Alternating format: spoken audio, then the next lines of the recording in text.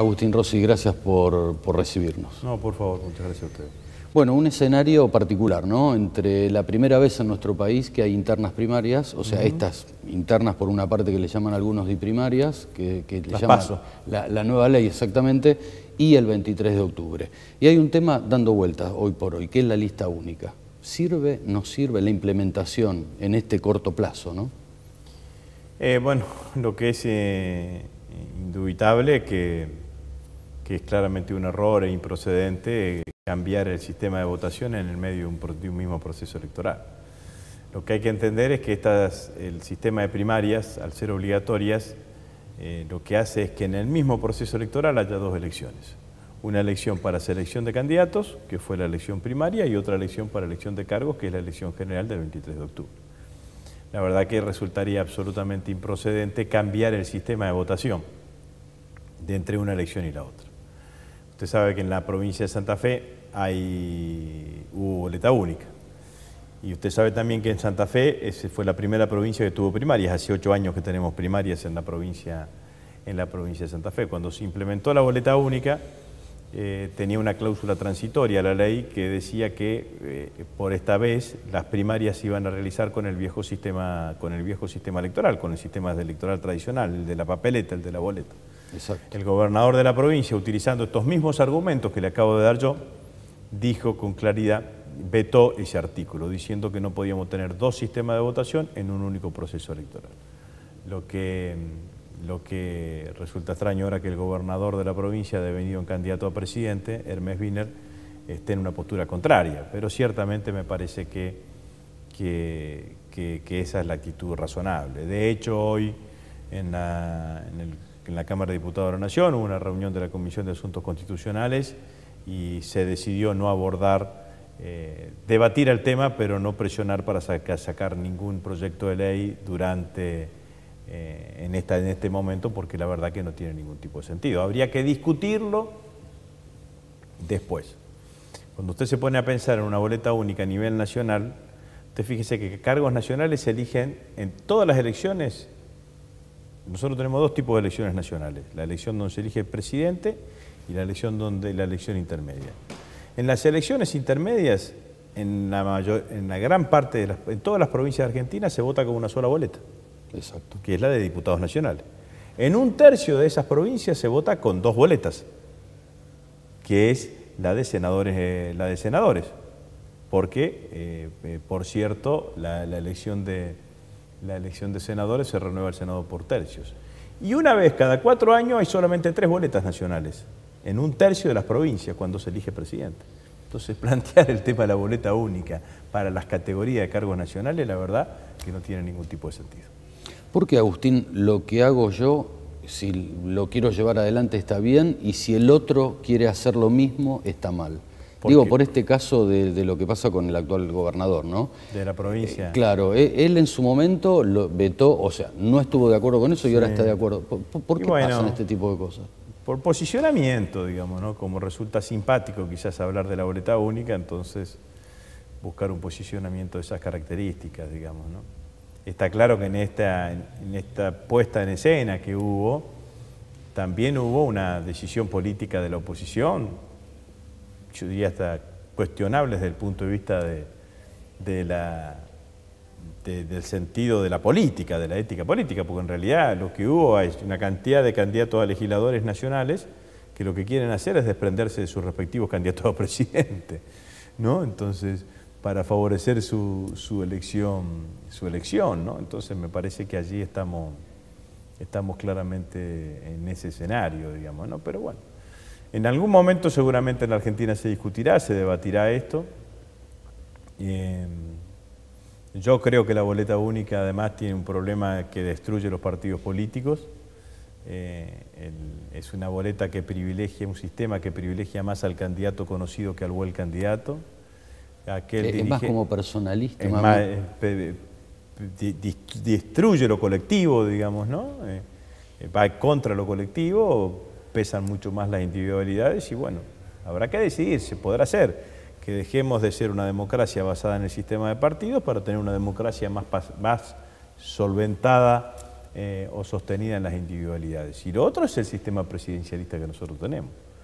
En la única elección donde el titular del Poder Ejecutivo tiene la posibilidad de conseguir los votos necesarios o de accionar favorablemente para que tener en el Congreso las mayorías que le permitan llevar adelante su plan de gobierno, es en la elección presidencial. La elección intermedia siempre funciona como contrabalanceadora, digamos, como una elección en donde el voto se diversifica más, aparecen más las expresiones opositoras. Entonces, si no vamos a tener más elección presidencial y de hecho van a funcionar todas como elecciones parlamentarias, entonces, bueno, cambiemos el sistema presidencialista y vayamos a un sistema parlamentario en donde el titular que ejerce el gobierno surge del propio Parlamento. Seguramente. Agustín habló de los partidos políticos. Usted es una persona con autocrítica, una persona que peleó por este modelo hasta en la adversidad y en momentos bastante difíciles como fue el 2009. Y apelando a esta autocrítica, ¿qué pasa con los partidos políticos hoy? O sea, ¿están alejados de lo que es la sociedad medio como susceptible no acepta? O sea, hay una crisis. Yo creo que lo que ha habido es una recuperación de la política, ¿no? Quizás es uno de los grandes aportes de Néstor Kirchner y de Cristina que han hecho que la política ocupe un nivel de centralidad en el dispositivo de la sociedad. Tuvimos durante muchísimos años con la mayoría de los dirigentes políticos con altos niveles de desprestigio y con la sensación de que la política no servía para nada, digamos, ¿no? Me parece que Néstor y Cristina han trastocado eso y han puesto a la política en un lugar de centralidad. Bueno, me parece que en ese marco está las construcciones de cada uno. Construcción de un partido político no solamente un sello, es un sistema de ideas, un sistema de propuestas, son la adhesión de militantes, formación de cuadros políticos, y eso es lo que tienen que hacer, y territorio, ¿no?